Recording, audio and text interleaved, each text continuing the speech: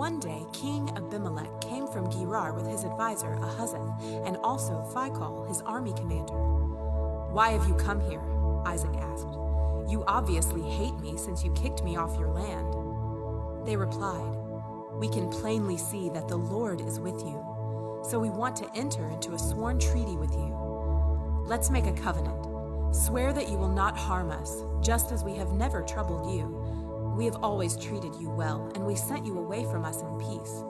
And now look how the Lord has blessed you." So Isaac prepared a covenant feast to celebrate the treaty, and they ate and drank together. Early the next morning, they each took a solemn oath not to interfere with each other. Then Isaac sent them home again, and they left him in peace. That very day, Isaac's servants came and told him about a new well they had dug. "We found water," they exclaimed. A new well. In 1995, there was a new well. A new well dug in Greer, South Carolina. A well that would lead people who were far from God towards heart change. A well that would reach people who were tired of church, but not tired of Jesus. A well for people who desired real community. A well with people desiring genuine relationship with Jesus. A new well. A man. Scott McAllister left Mount Lebanon Baptist Church on July 8, 1995 with one mission. A mission to draw spiritually thirsty people to Jesus. A mission not to inhibit the traditional church. Instead, a mission for a new kind of church. A church that would grow the kingdom of God. A mission to dig a well. The well began simply with 58 people.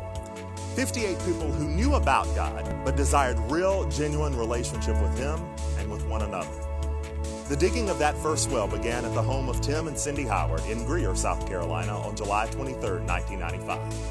There was a keyboard, a musician, and a preacher with a heart for people, a preacher who was digging a new well, a well that, while he didn't know at the time, would be unstoppable.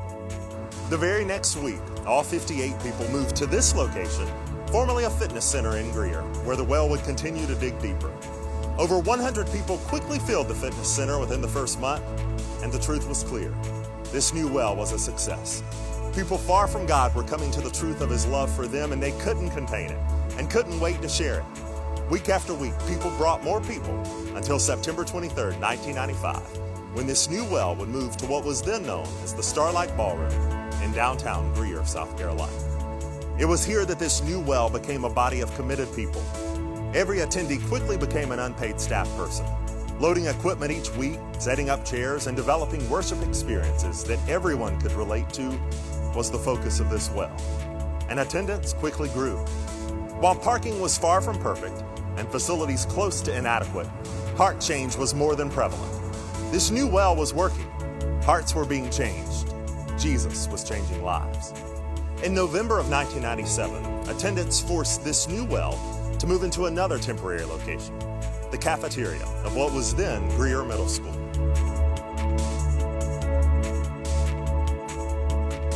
God continued to bless this well, forcing them to move to the then Greer High School in 1998. Here, people flooded this old high school auditorium each Sunday, asking Jesus to change their hearts. This well began dramas where hundreds came to Christ. The mission of drawing the spiritually thirsty to the well of Jesus became most important. In April of 2001, this well found a place to call home. This well, Springwell, moved to its current location on Wade Hampton Boulevard into an old fun park, Tropical Island. Volunteers renovated the facility and 3 services were held every week. Attendance grew quickly to over 450, forcing the building of our current auditorium, where God continued to increase our attendance to over 1,100 people every week.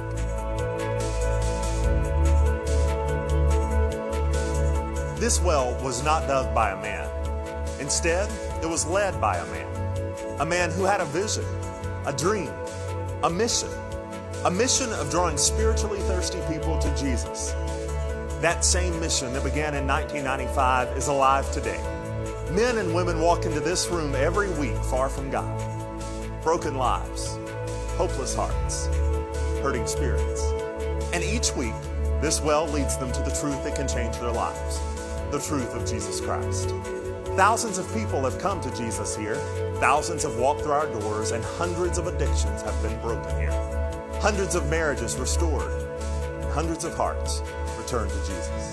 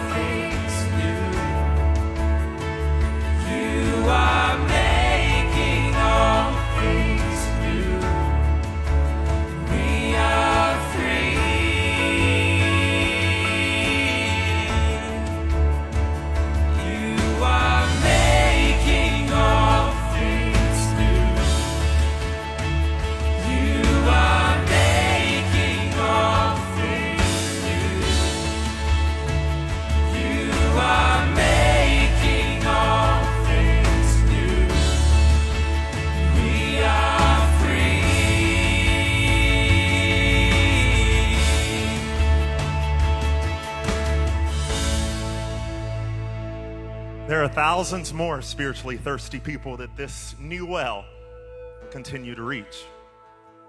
Drawing the spiritually thirsty to Jesus, that vision is more than a statement. It's a mission. It's a passion.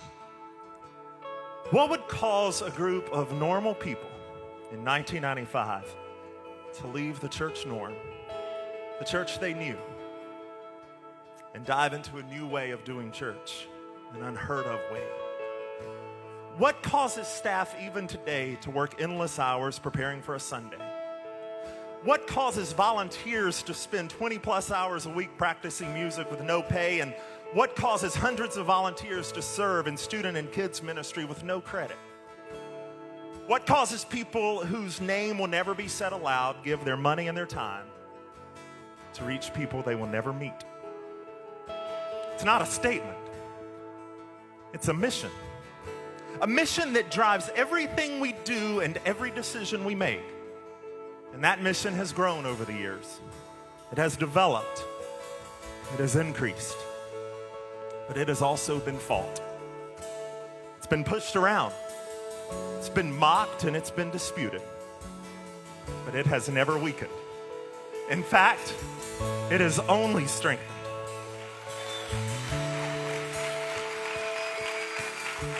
This brand new vision that began in a house in Greer, South Carolina in 1995 is still going strong.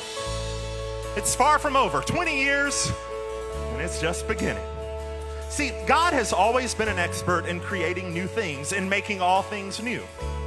In 1995, he made a new church, a church unlike any this area had ever seen. And every week, since Sunday, July 23rd, 1995, every week, he's created new hearts from those that have been scarred. He's created new marriages from those falling apart. He's created new relationships from those that have been torn. He's created new lives from broken ones. He's created new hope for those who have had none. And he will not stop. This mission, it will not stop. He makes all things new. He is making all things new. Making all things new. You are making all things new. Come on. You are making all things new. We are free.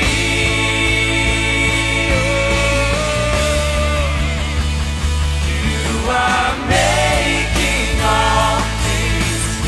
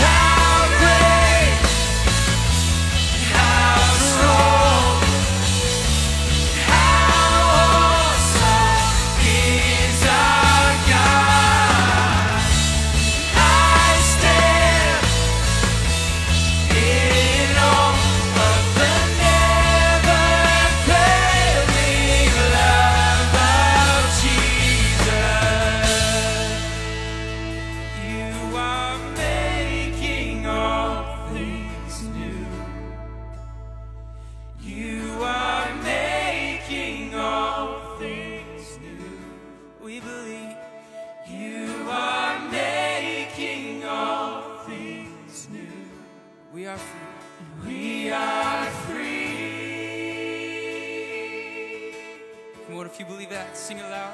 You are making all things new. Here today, He is. You are making